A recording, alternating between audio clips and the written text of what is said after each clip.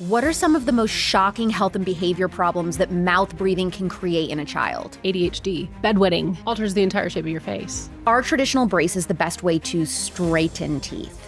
They are a temporary solution for straight teeth. They need to go jaw development and breathing route. I personally feel like this platform and what you're able to do with how you reach people with what we're talking about today is going to change the face of dentistry, because everybody needs to know about this, and dentists really need to pay attention.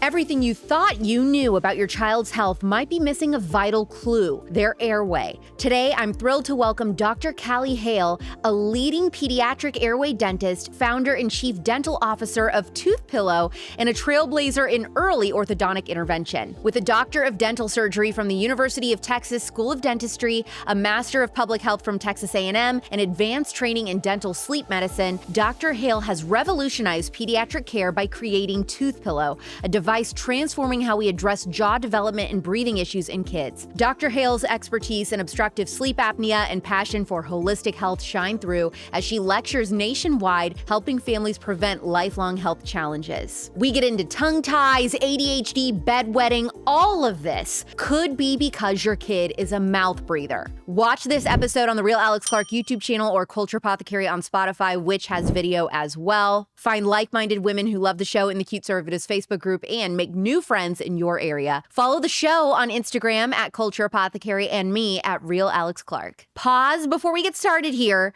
Leave us a 5-star review, please. It's free, takes 2 seconds, and helps our show be more discoverable, attractive to potential guests, and climb the podcast charts. Also, just helps encourage my team that they're doing a great job. Please welcome airway dentist and co-founder of Toothpillow, Dr. Kalli Hale, to Culture Apothecary. What are some of the most shocking health and behavior problems that mouth breathing can create in a child? Alters the entire shape of your face. It can lead to behavior disorders like ADHD, bedwetting, things that you would never think to associate with your face or dentistry or mouth breathing. Is this why you're seeing these kids today that have virtually no jaw? Absolutely. So the mouth breathing look that people have, I mean, it's a real thing. Absolutely it is. In terminology in medicine, it's called adenoid facies. Nobody knows what that means, but they knew that if your adenoids were swollen and you couldn't breathe well through your nose, that you would look a certain way. So it's so important to make sure that your child is breathing through their nose, because if not, the shape of their face will literally change as they grow. How does mouth breathing do all of that? It's all muscles. Muscles drive bone growth, right? So if you think about it, if your tongue is where it's supposed to be in your mouth, which is up, we're all sitting in here right now and your lips are closed, your tongue should be resting at the roof of your mouth. If it's not, your lower jaw is going to grow in the direction that it's stimulated. You don't want a vertical lower jaw. You don't want a mouth that's open where your jaw is literally hanging low, because it will be back. If your mouth is closed and your tongue is up, your jaw is going to grow forward and your upper jaw is going to widen, which is going to give you that full, beautiful, wide smile. See, I feel like I have a leg up in life because I was a chronic thumb sucker as a kid. So my tongue is behind my front teeth. Oh my gosh. Parked there. You know what the crazy thing is? It's actually the opposite. And I was a thumb sucker too, but you don't want anything blocking the roof of their mouth. So a thumb and a pacifier, don't even get me started on pacifiers, will literally alter the shape of the upper jaw to be more narrow, not wide. Are pacifiers really that bad, if only just for a couple months when they're a baby? When they're babies, it's totally fine a little bit. But when I'm seeing your child in my office and they're 2, 3, 4, 5, and they still have a pacifier in their mouth, they call it the greatest orthodontic appliance that exists, because it will literally mold to the shape of that pacifier. So they've got to go. When you talk about people needing their tongue to naturally sit on the roof of their mouth, how do you get it to then go up if it's naturally on the bottom? Exercises. So myofunctional therapy is one of those things. But here's the key. If your jaws are not wide enough, your tongue can't fit. So if your orthodontics isn't done right the first time to where your palate is nice and wide and broad, you're going to be told your tongue's too big and it doesn't fit, which is not true, Alex. Your jaws are too small. You are a dentist who believes that mouth breathing is a hidden epidemic in kids. This seems so innocuous to me. If this goes ignored, what should parents be aware of for their kids' future and their health? They're not going to age well. This is such a critical decision. I truly firmly believe that the decision parents are making while their child is growing, this is a critical component to their health. I know how mouth breathing ages, and it turns into obstructive sleep apnea, hypertension, coronary artery disease.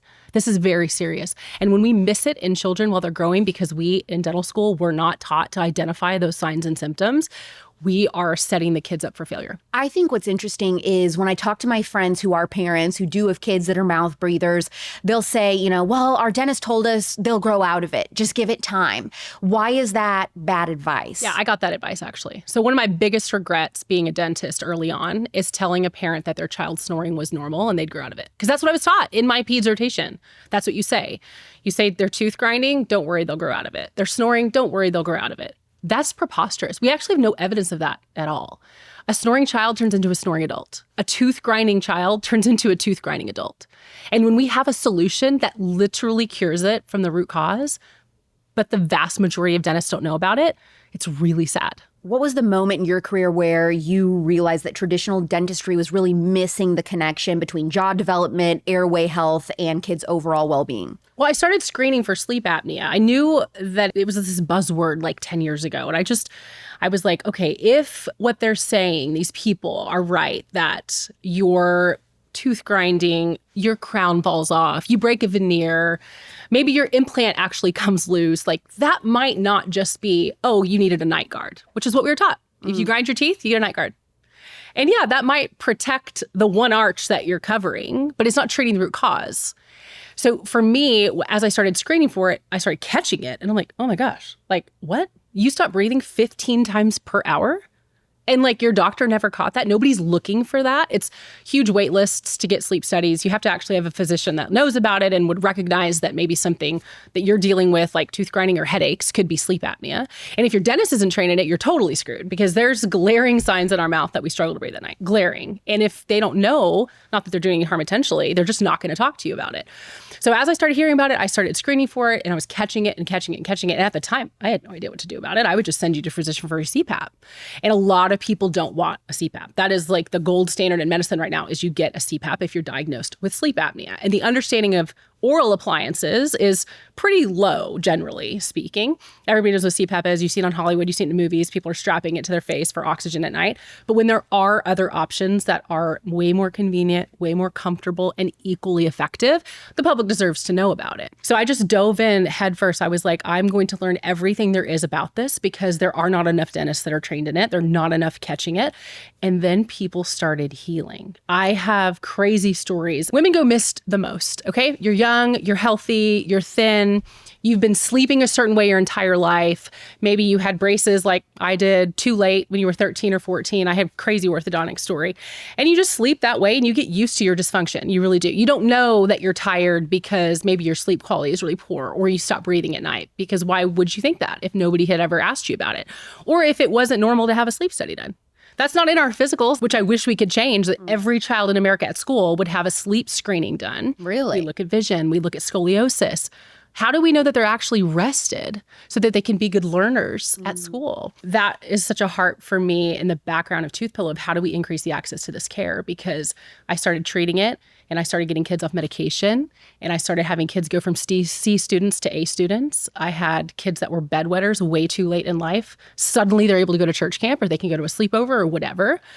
And I was just sitting there like, what did I just figure out all by myself? I had a couple of mentors. I mean, this was a huge target on my back 10 years ago for this.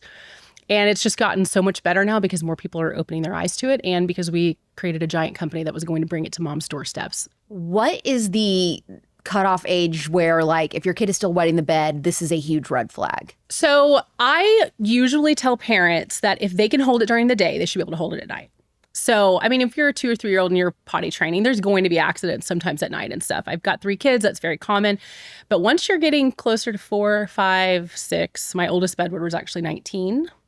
That is a problem. Wetting the bed at 19 years old? Yes. And totally because they were a mouth breather? And nobody could figure everything was normal. The bladder function was normal. All the ultrasounds, they could not figure out what's going on. And this person had severe obstructive sleep apnea at 19 years old. How does mouth breathing connect to your bladder? It's crazy. Nobody thinks to go to the dentist if their child is bedwetting. But the kind of inflammation and taxing nature of the body when you lack oxygen is huge. So your brain senses a lack of oxygen, which can pull from the bladder and cause children to void. There's so much that obstructive sleep apnea causes that I do think more people are paying attention to now with various influencers and various people talking about it. But at the heart of it, you are not a healthy individual if you stop breathing at night. At the heart of it. No organ in your body can survive without oxygen, right? That is literally the lifeblood driving us every day breathing. And when you go to bed and you get data on these kids and adults that show that their oxygen levels drop to the low 80s, I saw a patient last week in my office, had full braces on. The parents are like, she sleeps terribly. This is a problem. We need to come see you for a second opinion. I didn't do the braces, right? Mm-hmm. And this beautiful little girl's 13-year-old sitting across from me, and she's telling her mom every day, I wake up tired. I feel miserable. And there's some measurements we do in dentistry to see how wide your mouth is. It's a very basic one. It's one of the first ones I do if you come see me. And I'm just like, okay, let's see how much your mouth grew when you were younger. She was the size of a 4-year-old at 13 years old. Her palate width was the size of a 4-year-old. And her mom had spent thousands of dollars on orthodontics at that point. I did a sleep study and she stops breathing 10 times an hour. That's massively severe. It's dangerous. They're even saying that some of the hypoxia, some of the brain damage that's happening while these kids are growing and developing is not reversible. Holy crap, from mouth breathing? Yes. Brain damage. Brain damage. Are traditional braces the best way to straighten teeth? They are a temporary solution for straight teeth. Temporary solution? Yes. I thought it was like you get braces once, your teeth are straight for life. Maybe you need to wear a retainer. Oh, yeah. See, that's where we get you. We tell you that your teeth are going to shift if you don't wear your retainer. Yes. And we blame it on you. That's what happened to me. Me too. Okay, hold on a minute. So wait. It's not your fault. If your kid has totally jacked teeth, maybe they don't necessarily need to go the braces route? They need to go jaw development and breathing route. Explain all of this. Okay, so you go in and you get braces when you're 13. Let me tell you something. A girl is 94% developed in her head and neck by 12.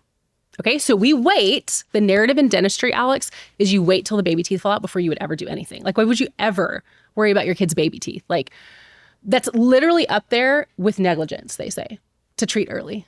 Okay, and I'm here to say the negligence is in seeing a child that is suffering from sleep disorder breathing and not catching it. That's the negligence, because that's going to follow them forever. So you go in, you get braces, they line them up, which is what they did for me. I also had headgear the wrong direction. Like, I was really cute. There's pictures of me nobody will ever see. Okay, wraps around the back of my head to bring things back. Braces by nature, if you do not have a properly trained airway provider, are retractive. They're going to take things and squeeze it this way, make it nice and tight and pretty. They're not focusing on your tongue. They don't know about your lip posture, your swallowing. Are your muscles where they're supposed to be? Are you tongue-tied? They're not looking at any of that stuff. Your muscles dictate the position of your teeth. People don't realize that. Like, your tongue position and your lips are going to dictate the position of your teeth. So if that's never addressed and identified, they're going to line them all up. You're going to pay thousands of dollars to have your kids' teeth straightened, and they're going to look beautiful when you take them off. But that's not stable. And then they're going to have to go back into braces when they're older. So you shouldn't have to wear a retainer for the rest of your life? You shouldn't have to if you start early enough. I have thousands of kids who have done nothing but a guided growth appliance, like what we do at Toothpillow. And their teeth are gorgeous. You would not even believe it. And they'll never see retainers for the rest of their life. What is your opinion on Invisalign versus braces? So I'm one of the largest Invisalign providers in Texas. Okay, so you like Invisalign? Yes, when you need phase 2 orthodontics, which is the tooth movement part, huge fan. We can do pretty much anything that you could do with bracket wire, you can do with Invisalign now. Because I got Invisalign a couple years ago. It's like the best thing ever. Fabulous. Yeah, I love it. And I have a lot of opinions on a lot of things in dentistry, but one is physically being able to take them out and giving the ligaments of your teeth a break is good. Oh, really? Yeah, so take it out, you eat, you put it back in, versus, and I had bracket wire braces 2 times and they sanded in between my teeth. They call it interproximal reduction because they said my mouth was too small, which it was. I had to fix that later after I learned all of this stuff. But having braces done twice, second time in dental school, they lined everything up and I was like, okay, everything looks great. But I didn't realize that my grade 4 tip to end tongue tie that I'd had my entire life had changed the way that my palate didn't actually widen. Do you like Invisalign for kids? Yeah, I have my daughter in it. How old is she? Yeah, she's 8 actually. So she's did beautiful with all of her expanders and stuff, but you just have to do tooth movements second. You have to do the jaw development and muscle first. Does that make sense? So what does that mean? Who does that? I don't even know An airway what you're dentist. saying. And that's what we started with Toothpillow. Yeah. So you have to have jaws that are wide enough to accommodate all your teeth. Okay. So even wisdom teeth, right? Like what if we just had room for those teeth? Instead of, they were all crowded, they came in sideways, I had mine out, I was the product of that. Mine were like horizontal, impacted, crazy. So they had to come out.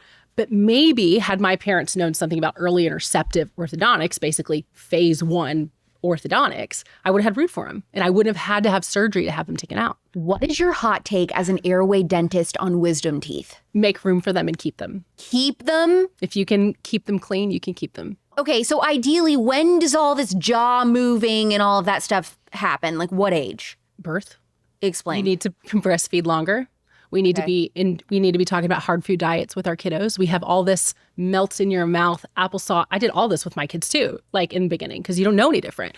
So food squeeze pouches, like yogurt melts, like your child's lip and tongue need to work while they're chewing. It's like working out, you know? You got to do squats, you got to do weightlifting, you got to build that muscle. And you need to be inducing that early on with your kiddos as well. So with Toothpillow, we start at 3. So if your child is showing us signs of sleep disorder breathing, we can already see crowding in their baby teeth. Baby teeth that are lined up perfectly and straight is a huge red flag. What? Huge red flag. You need gaps between all of them because the permanent teeth counterparts are huge. They're 2 to 3 times the size. So if they're all touching and they look cute and we're doing all these selfies with our babies and they look like they've got, they've had braces already or something, that's a red flag. In the old days, they would take a nickel, and a nickel should fit in between every single baby tooth, even the molars. Oh, that's how they knew really? if they were developing right or not.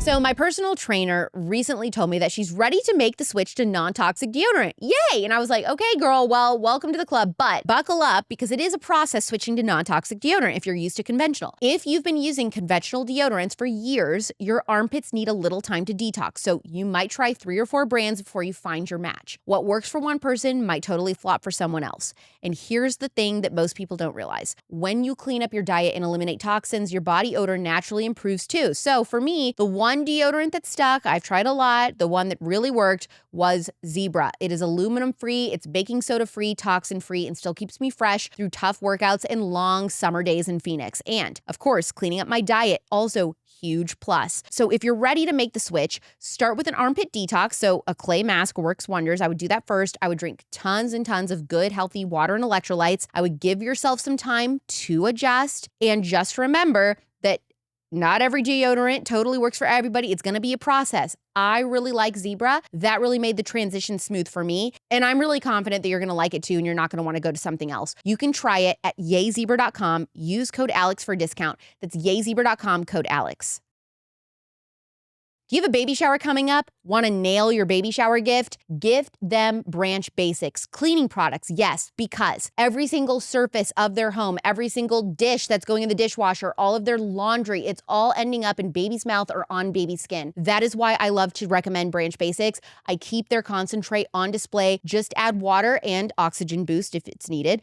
It works on counters, laundry, toys, high chairs. You can wash with it. You can remove your eye makeup with it. You can even wash your produce with it. It is fragrance-free. It is human safe. No endocrine disruptors. No synthetic fragrance. I cannot even tell you, like nobody is thinking to give this at a baby shower. It needs to be you. And every ingredient is EWG rated 1. And as a parent, you can feel so much safer knowing that everything that what your child touches is non-toxic and it genuinely works, handles tough messes without harsh chemicals, saving me from juggling multiple cleaners. 1 concentrate bottle equals about 12 refill bottles and 64 laundry loads, which makes it a smart, sustainable swap. If you want to upgrade your home, use code ALEX15 for 15% off your premium starter kit at branchbasics.com. That's code ALEX15 at branchbasics.com for 15% off.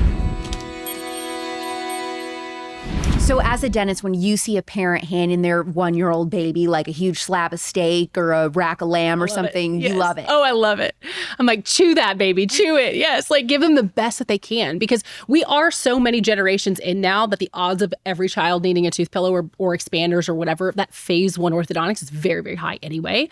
So do whatever you can to give them the best boost in their muscles and their jaw growth and development. Basically, when I'm talking about phase 1, I'm talking about making sure that the bony skull changes happen in kids so that where we're getting them back to normal. You do that with an airway dentist. Yes. Yeah.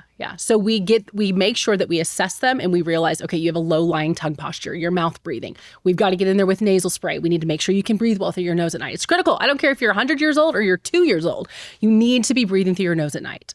And there are many ways to track that and many ways to figure that out. Easy for the public. But you've got to know whether or not you are mouth breathing because it is very detrimental to your health. The older you get, the more your health is going to decline. And everything for me and my family and my husband is just on longevity. Let's take care of ourselves. Let's eat healthy. Let's make sure that we age as good as we can because the medical care and the medical system right now leaves a lot to be desired. And I don't want to end up in the wrong hands somewhere and I'm not healthy, right? For my kids, I feel like knowing what I know and truly understanding how my children are going to age means I have this little window between 3 and 12 to get it right. Because it's much harder after that. I treat kids that are older. I treat adults with expansion and do what we need to do to help them with their sleep disorder breathing. But why wait until that time? We know that they're not going to age well at that point. When they're little and they're growing, that's when you get in and start taking care of it. Are we seeing an increase in the amount of kids that are needing braces? Like comparatively to decades past, are kids today needing them more? Is it about the same? And are there specific modern factors driving a rise in crooked teeth and weak jaws? Yes, absolutely. I would say in the last 50 years, we've gone from, some kids have braces to everybody has crowded and crooked teeth. And we blame Western culture and diet on that for sure. When you look at other countries that have better food systems and tougher things. We were talking earlier about making sure that they're using their muscles. When you're processed and everything's soft and easy and convenient and on the go, we've seen generational changes in the shape of the skulls. So our skulls are shrinking. That is what we've been able to tell with time. And it has created just an absolute epidemic of crowded, crooked teeth where everybody needs braces. And that's one of the largest expenses parents will have with their children as they're growing. Are traditional dentists taught any of this airway stuff in school? No. Why? Probably politics. So as I've dug in to figure out, I spent a ton of money, my husband and I both on dental school. Like we sacrificed our 20s to learn and be the best providers that we could.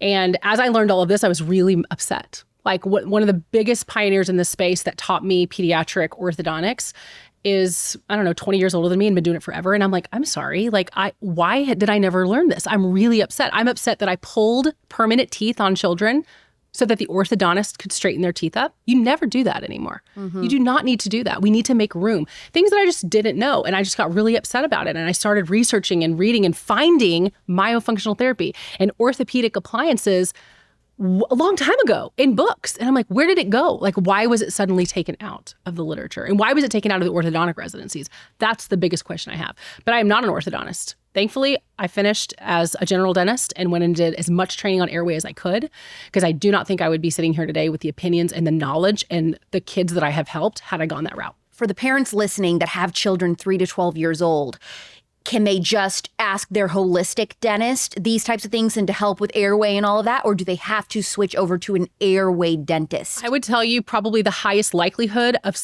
a general dentist knowing about airway would be in biologic holistic dentistry, 100%. Because that was my training prior to even starting with airway dentistry.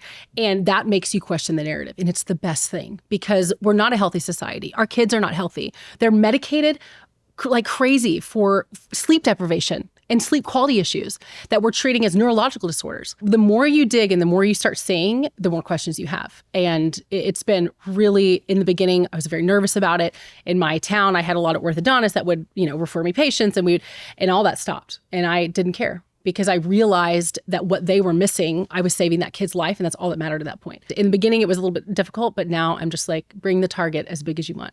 So if somebody's listening and they're like, I have a child 3 to 12 years old. We love our holistic dentist.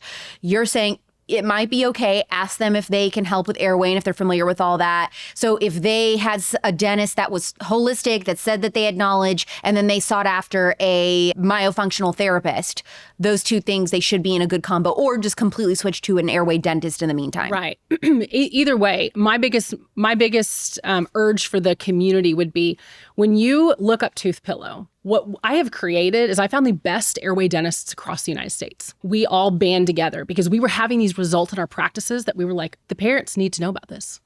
And we need to go straight to the source because it's going to take dentistry decades to catch up. And these kids are going to grow up at that point. Right. And we do free assessments online. You can literally go to toothpillow.com I have a series of pictures I want you to take of your child. I have a medical history questionnaire, a sleep questionnaire. I need to know what's happening that you're suffering from. We screen over 2,000 children every single month, Alex. These parents are so desperate for help and they are not getting the right answers. And they somehow will stumble across Toothpillow and they will connect the dots between sleep disorder breathing and ADHD, bedwetting, mouth breathing, headaches, tooth grinding. I mean, whatever, tossing and turning all over the bed at night sweats, like that's another huge one. And by that point, sometimes the kids are already on multiple medications and it breaks your heart. And I'm looking at these faces and I'm looking at teeth that are so crowded. So the best thing in my opinion would be if your holistic dentist doesn't know anything about airway, submit to Toothpillow regardless, because you're going to get our opinion on where they need to go. Besides crooked teeth, what are some other signs that parents might notice to let them know that their child's jaw isn't developing properly? One would be dark circles under the eyes. We call it venous pooling. But if you're waking up and you have dark circles under your eyes, especially your child, like that should not be happening in a child. You need to ask some more questions. And paying attention, once your kids get a little bit older, they're not sleeping with you anymore necessarily. So some moms will be like, I don't actually know. I don't know. They go to bed, 10 hours later, they wake up. To me, they sleep great. We don't know what's happening in that 10 hours if we're not paying attention. And that's where sleep studies come in. And for me, before a child is ever put on mood-altering medications, I would pray that somebody would do a sleep study on them first, because that misdiagnosis rate is upwards of 50%. Did you know that your gut health is the cornerstone of your overall well-being? If you're looking to support your digestive system naturally, Cowboy Colostrum might be the missing piece. Colostrum is rich in growth factors and immunoglobulins that help repair and maintain the gut lining, support a healthy microbiome, and reduce inflammation. These bioactive compounds work together to promote optimal digestive health naturally. So whether you're dealing with occasional discomfort or just want to keep your gut in top shape, colostrum delivers. And not just any Cowboy Colostrum, because unlike other colostrums out there, Cowboy Colostrum tastes great. No chalky aftertaste, no natural flavors, no hidden additives. It's grass-fed. It's also full fat. These other popular colostrum brands are not full fat. Just clean, powerful colostrum that your body can actually use. And the benefits go beyond the gut because it also supports immune function, skin health, and overall vitality. So if you're ready to unlock the key to better health, head to cowboycolostrum.com, use code ALEX for 25% off. That's cowboycolostrum.com, code ALEX. So I'm moving into a bigger place soon, which is super exciting, but it also means I officially have a guest room now. And listen, if there's one thing that can make or break your guest room, it is the sheets. You do not want your friends or family waking up sweaty, tangled, or just miserable. The other thing that can really make or break a guest room is if you have a little labubu living under the bed. I don't have that, so it's a really great place to stay. That is why I'm stocking up on extra sheets from Cozy Earth. Their viscose from bamboo sheets are temperature regulating, so they keep you cool in the summer and cozy in the winter. They literally wick away heat and moisture from your body while you sleep. It's like climate control, but for your bed. And I have been sleeping personally on Cozy Earth sheets for a while now, and I promise you they are worth it. It is the kind of sleep that you actually look forward to at the end of the day. And now my guests are going to experience that same level of luxury without a little labubu living under the bed. They also give you a 100-night sleep trial. So if you don't fall in love with Cozy Earth, you can return them hassle-free, but you're not going to want to. Upgrade your summer and your guest room by heading to CozyEarth.com and using code ALEX for 40% off best-selling sheets, apparel, and more. Sleep cooler, lounge lighter, stay cozy. CozyEarth.com, code ALEX for 40% off. How does underdeveloped jaws and mouth breathing contribute to ADHD symptoms? So think brain health, when you're thinking neurology, oxygen deprivation, and then total sleep deprivation.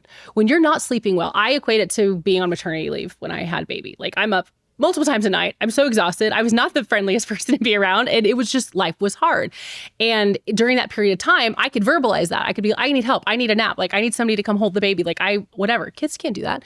They're stopping breathing. They're having these issues. Their brain is not recovering. Your deep sleep is so critical for recovery and health, all the way through aging. Even for dementia and Alzheimer's prevention, you've got to have enough deep sleep. So if that's not happening, things are not working well for them. But they're expected to wake up and go to school and sit still in class all day and be quiet. And those are big shoes to fill if that kid has sleep quality issues and chronic sleep deprivation. What exactly is myofunctional therapy? It's like PT for your tongue and lips. It's like a workout for your mouth. Things that you would never think that you should be doing in your mouth to exercise your tongue muscle. Like we don't think about exercising our tongue, but I tell you what, all these younger generations are talking about mewing and jaw lines and all that stuff. They're doing myofunctional therapy. They just don't even realize it. So the Rizzler is going to be the new mascot for Toothpillow. 100%. Yes. Doing his thing. And it's crazy. Like, I didn't know a lot about mewing per se, but I did have the pleasure of knowing Dr. John Mew. And what he has developed in making faces beautiful and the whole tongue thing caught on with younger generations, but they're not talking about it. Like, even their parents would be like, mewing, what do you mean? And I would say it, and they would just look at, he's like 12-year-old boy, just look at me, and he starts laughing. He's like, how do you know what that is? I was like, bro, I got you. I'm going to give you a good jaw, and your tongue's going to function like it's supposed to. And then they're really motivated to wear their appliance and do the things that they say if they think they're going to have a chiseled jawline. You're going to be mewed out. It's going to be great. You're going to have all the Riz, Skibbity Toilet, Ohio, whatever. Yes. Oh my gosh. And I say that stuff because I don't have a clue what it means. And they just laugh at me, and their mom's like, I'm sorry. Like, are you professional? Like, what? How can undiagnosed tongue ties in a child silently sabotage their sleep, their behavior, and why is that often overlooked by parents and doctors? Unfortunately, the narrative around tongue ties is really, really wrong. And it stems from pediatricians, unfortunately. What are they getting wrong? They believe that they're not a problem, and they are often dismissive to the families, the mom that's having trouble nursing or whatever else. Why do they say it's not a problem? They were taught it wasn't. And they're not qualified to make growth and development decisions in jaw development, in my professional opinion. Because for you to miss that and think it's okay means you don't understand that your tongue is your natural palate expander.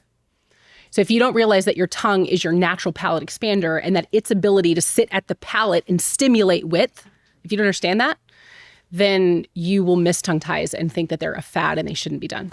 So why is there all this obsession with this generation about tongue ties and all of this, but nobody cared about it with us? So interesting story. So personally for me, on the day that I was going to go get my tongue tie fixed by an incredible pediatric dentist friend of mine, I called my parents. I'm driving there. I'm like, couldn't you have just done this when I was a baby? And my dad goes, honey, they told us not to clip those because they just grow back. Oh, weird. So, and my dad's been practicing 45 years. Yeah. Well, and what they didn't have any understanding of, he's been practicing 45 years, which means 45 years of this being told to people, right? Yeah. Like generations that if they just grow back because they didn't know anything about myofunctional therapy, which that is how you prevent it from reattaching. That's how you prevent having a scar tissue under there, potentially making it worse. You have to, I won't even do a frenectomy on a patient if they have not had myofunctional therapy, period. So I had a little bit more grace for him when he said that. I was like, okay, you didn't know any better, and then I got it done. So it's really important to understand that, obviously my parents weren't trying to do any harm to me or didn't realize that there could be impacts on my face development and my palate and my breathing as an adult because of a tongue tie. Like that, just those dots weren't connected. And we are massively trying to change that narrative. How does it affect a kid's speech? Some children really struggle with speech when they have tongue ties. I personally did not. So I think it's easier to get dismissed if you don't have any issues, especially at your pediatrician appointment. So like I would go and I could talk, my dad was like, you came out of the womb talking. Like I had no issues. I could eat fine. Like my mom was able to nurse me. So there was just no reason in their mind to do something invasive. Like it's really not invasive, but to do anything about it because she's fine. Like why would you? Because the orthodontic growth and development part of this was like completely unknown in the 80s. If you have a kid that is a mouth breather, how do you teach them to start breathing through their nose? Well, one, you need to get them in a Toothpillow. First and foremost, they need to wear something that will help them instigate nasal breathing. So the appliance looks like a little football mouth guard. That's what I tell to dads especially. Like, yeah, that is you look at it and you're like, oh, okay, sure. And I'm like, this will be the greatest decision you ever make for your child in their growth and development. Because they're like, couldn't I just go to Academy and buy something like this? And this stimulates your tongue to go up and you to breathe through your nose. You are not going to naturally breathe through your nose if you haven't been breathing through your nose. And now your jaws are kind of small. Maybe your tonsils are inflamed. Maybe your adenoids are a little bit irritated now. So getting air in through your nose is a little more difficult. So your body is naturally going to go back to breathing through your mouth, especially at night once you fall asleep. So we have to give them something that's going to instigate nasal breathing. They put this in. The best way to get air in is through your nose at that point. And you start retraining those muscles. Do you wear this only at night? We ask for some daytime wear, an hour or two. If they're reading, watching a movie or whatever, just to get used to it, swallowing with it. A little bit of active wear is great, but this is for sleep. How does Toothpillow's approach differ from traditional orthodontics? And why is this more than just a cosmetic fix for teeth? It couldn't differ more from traditional orthodontics. I personally feel like this platform and what you're able to do with and how you reach people with what we're talking about today is going to change the face of dentistry, because everybody needs to know about this and dentists really need to pay attention. So when you're talking about phase one versus braces are tooth movement. Okay. Braces are a temporary solution for straight teeth, like I like to say. So you're going to go in with braces with a child that has jaw underdevelopment issues. Like that doesn't make sense. You're missing the entire point of what we need to correct before they're done growing. Really, really critical. What we're posting with Toothpillow, what we're talking about is to make sure that the muscles are addressed and the nasal breathing is addressed. The biggest thing this Toothpillow does is redirects breathing through the nose and redirects musculature to make sure that the lips are off the teeth and the tongue is up. The side effects of what we do are cosmetic. The kids, when you look at before and after pictures and it looks like we put braces on these kids because their teeth are straight, literally that's what they were wearing. Wow. Because when you're breathing right and your muscles are where they're supposed to be, your teeth line up and it's like natural what was supposed to happen to us, but we've lost that generations in with our diet and all the other things we talked about. So they couldn't be more different. And that's what I hope the public understands. Like, we want you, before anybody touches your kid, before you give anybody thousands of dollars for braces, that you have checked the list more than once to make sure that they don't have any of the symptoms that we talk about on our website. Think of your health as a building. Your blood work is the blueprint, but most doctors only check the bare minimum. With Gevity, you're actually reading the full architectural plan for your body. They measure over 90 biomarkers twice a year through their longevity panel. No shortcuts, no guessing, no gaps. That means hormonal, metabolic, inflammatory, nutritional, all the core systems looked at. And then your team builds a personalized plan. Supplements like the longevity blend, hormone therapies, peptides, even advanced diagnostics like Dutch or GI Map, all tailored to your unique needs, and everything ships to your door. So you can get ongoing support via the Gevity app as well. That is something I really love. Unlimited messaging, historical data tracking, even AI insights. And the cost, membership starts at just $129 a month, including twice yearly blood work and 40% off your custom supplements and prescriptions. If you care about owning your health, head to gogevity.com, use code ALEX for 20% off your first purchase to take control of your blueprint today. That's gogevity.com, code ALEX. What is the process for a parent to find out if their child is a candidate for Toothpillow? So you'll go to the website and click, is my child a candidate? And from there, I have a lot of questions for you. And your child needs to be present because I need pictures. I need to see what they look like. Mostly profile and their bite. I need to see, do they have a cross bite? Meaning, is the upper so small that the upper teeth don't even overlap on the outside? We see that all the time. Do they have an open bite? Like they bite down and their front teeth don't even touch because maybe they were sucking their thumb for a long time or whatever else. So I have a series of things that I need to know. Medical history, surgery history, are they on medications, like all the obvious stuff. But I can take photos and bite analysis of your child and tell you whether or not they need early interceptive phase 1 orthodontic treatment. Do you ever say they don't? Yes. So what is the criteria? But I will tell you, the sadder thing no? is the amount of kids we have to deny because they're too severe. And I think that's a really important thing for people to understand about Toothpillow. I am not a direct-to-consumer, click here, buy it, you're going to get the same thing. Everybody gets the same thing.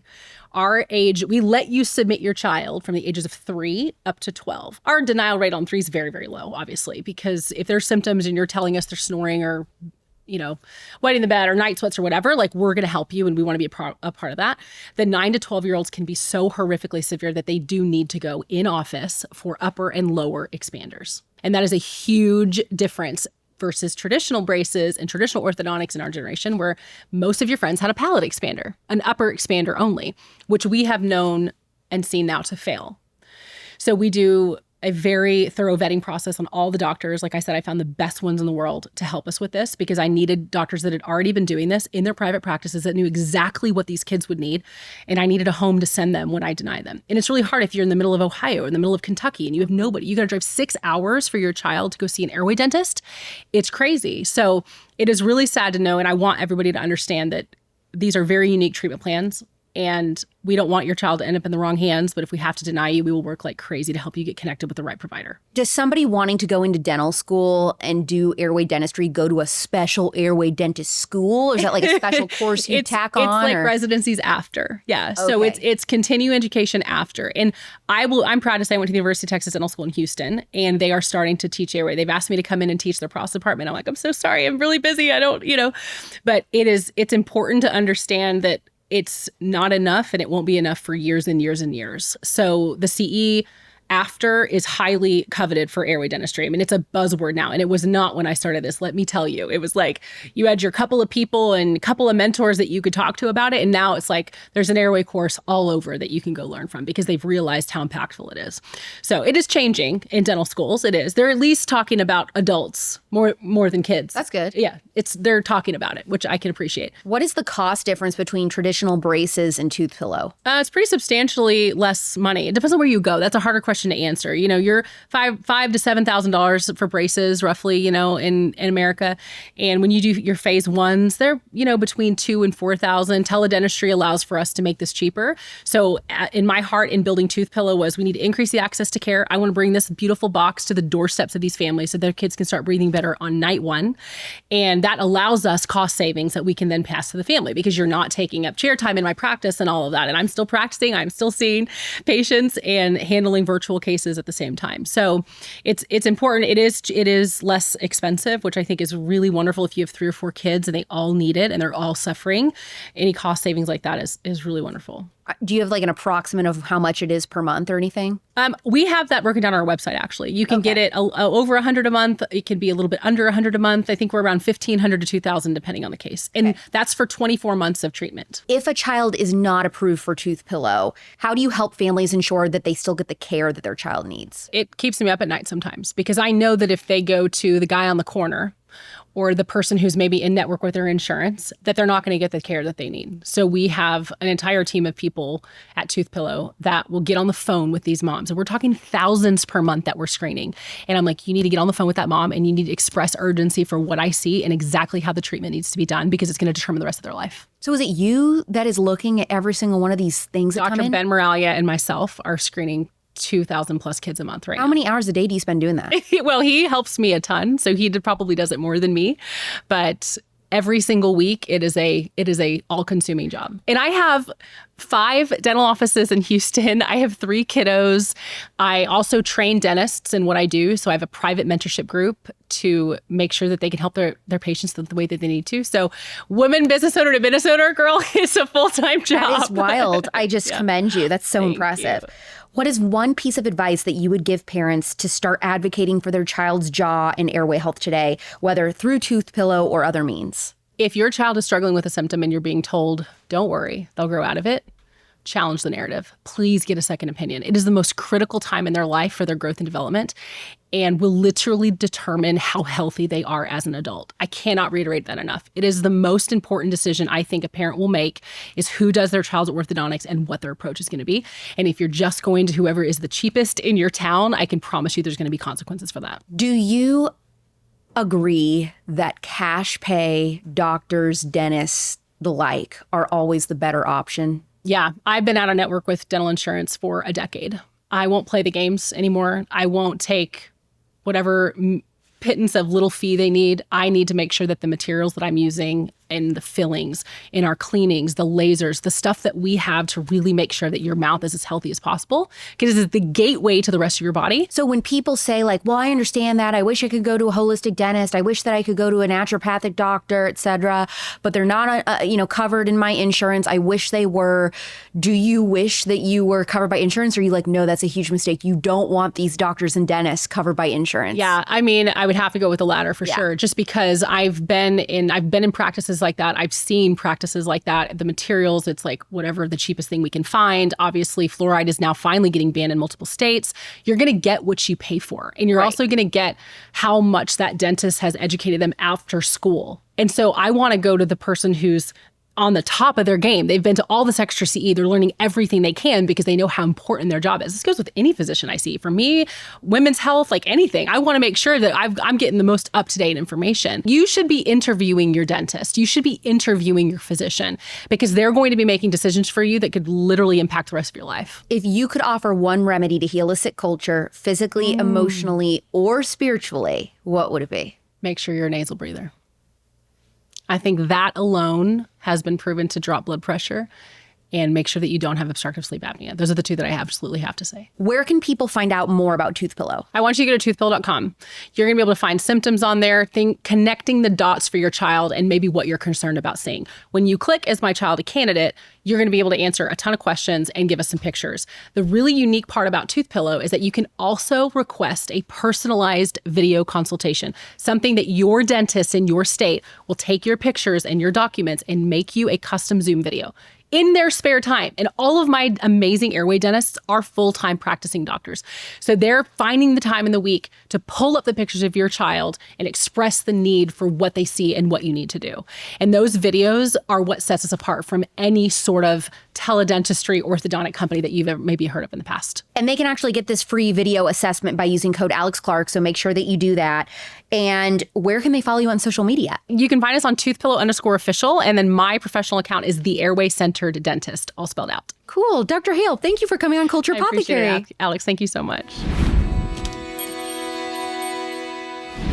Finally did the tongue tie episode and address that. I don't think I've addressed that quite yet. I also haven't really talked about braces before, so I thought that conversation was fascinating. She was telling me if you can help the jaw sizing or whatever it's called early on, you probably don't actually need your wisdom teeth removed, which really blew my mind. I had a terrible wisdom teeth experience. So if I would have known Dr. Hale back then, my life would be so different, but I didn't. And you have the opportunity potentially with your own child to make different choices when it comes to their teeth and their airway health that could really set them up for success for the rest of their lives. So I hope you take her up on it. Toothpillow has been a great friend of the show and they're a fantastic company. Honestly, I discovered them through my friend, Dr. Lauren Johnson, who a lot of you guys love, Natural Nurse Mama on Instagram. She's been on the show, did a phenomenal episode. She's also the co-host of Red Pill Your Healthcast. And anyway, I learned about Toothpillow through her and I trust her with my life. So if she says a company is like A+,